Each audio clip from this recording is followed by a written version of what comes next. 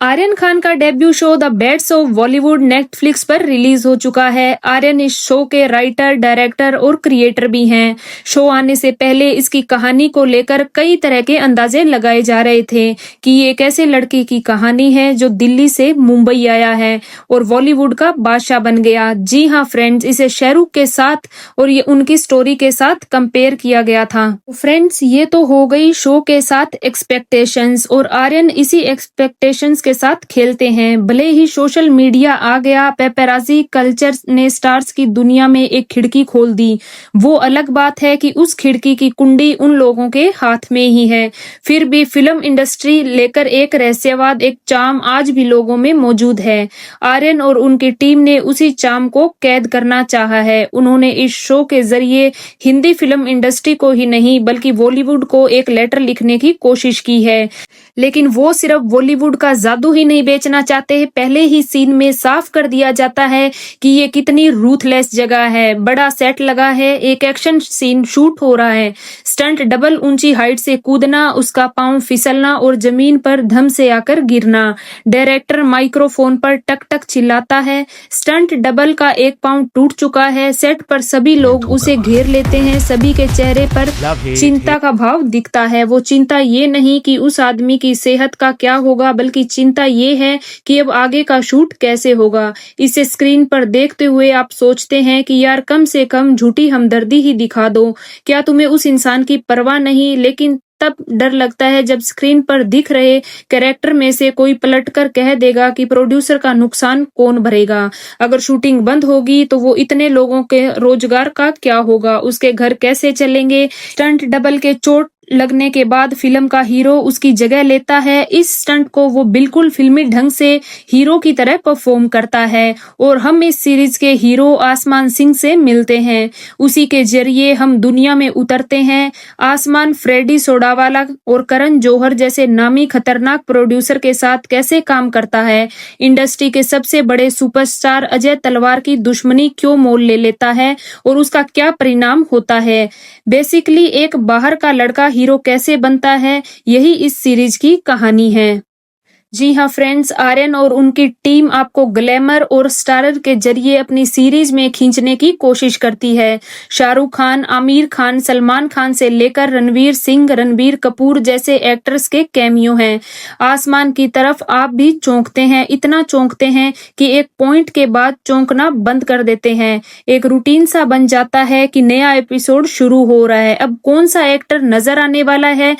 लेकिन ये सभी कैमियोज जाया नहीं हुए। जैसे ही एक सीन में आमिर और एस राजामौली आपस में गंभीर बातचीत कर रहे होते हैं, इनको दूर से देख रहा आसमान सोचता है कि सीरियस बातें चल रही होंगी, क्राफ्ट पर चर्चा हो रही होगी। ऑडियंस के नाते ये सवाल आपके दिमाग में भी आते हैं, मगर कैमरा पास जाता है और ये दोनों दिग्गज वड़ा पाव और इडली सांभर पर बहस कर रहे होते हैं। Cinema is a serious business वाले मिथक को यहाँ पर चुटकी में तोड़ दिया।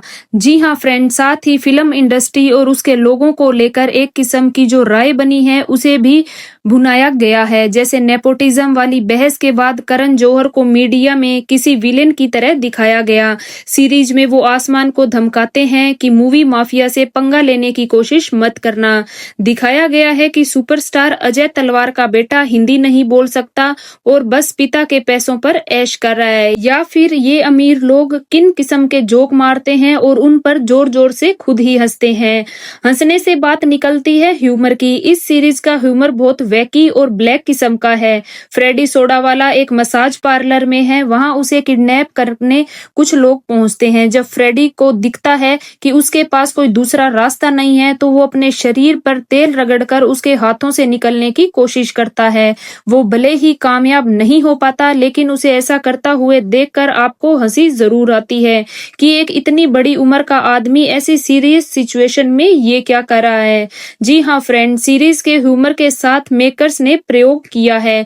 वो सेफ नहीं खेले, ऐसा ही और भी पहलुओं के लिए कहा जा सकता है कि अपने डेब्यू में आर्यन ने सेफ खेलने की कोशिश नहीं की। सबसे बड़ा रिस्क उन्होंने क्लाइमैक्स के साथ लिया है। ये पूरा शो बहुत फिल्मी है।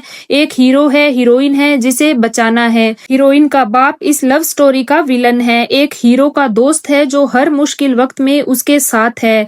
बस इस शो का एंड फिल्मी नहीं है, वो एंड आपको हैरान करता है।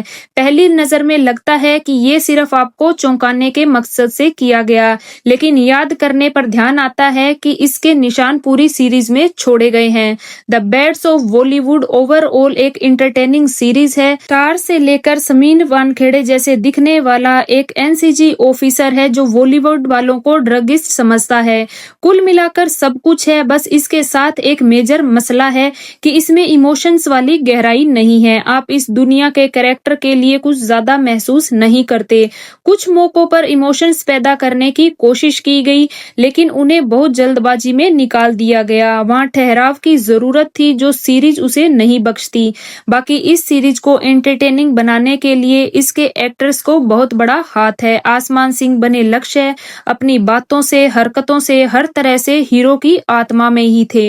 हीरोइन करिश्मा बनी सहर बांबा सिर्फ दुखियारी नहीं थी जिसे बचाया जाना हो, उसके पास कहने को बहुत कुछ था। अजय तलवार बने बॉबी देओल अपनी टॉप फॉर्म में है। वो आदमी विलन होते हुए भी जल्लाद नहीं लगता। उसकी शख्सियत के और भी पहलू हैं जिन्हें बॉबी बिना कहे बाहर लाते हैं। हीरो का दोस्त परवेज बने थे राघव जुयाल। इस सीरीज के अधिकांश फनी सीन्स में आप उनके किरदार को पाएंगे। राघव जब स्क्रीन पर हैं तो वो अपनी नजर और समय के मोहताज नहीं दिखते। वो खुद को इस तरह पेश करते हैं कि आप उन पर ही फोकस रखेंगे। एक सीन है जहां परवेज इमरान हाशमी को देखकर गाना गाने लगता है। राघव का काम उस सीन को फन बनाता है। आर्यन के नाम से शुरू हुआ इस रिव्यू को उसके नाम पर ही खत्म करना सही होगा। उनके पहले प्रोजेक्ट में आपको कुछ खामियां जरूर दिखती हैं, लेकिन वो अपने विजन के साथ समझौता नहीं करते। ऐसा लगता है कि वो जो बनाने निकले थे वही बनाकर बाहर निकले हैं। इस शो के ह्यूमर, उसकी दुनिया से आपको आपत्ति हो सकती है। आपको इस पूरी फिल्म में गाली गलौज और गंदे शब्दों का प्रयोग देखने को मिलेगा, लेकिन कई कई जगह पे वहां पे आपको बीप की आवाज भी सुनाई देगी।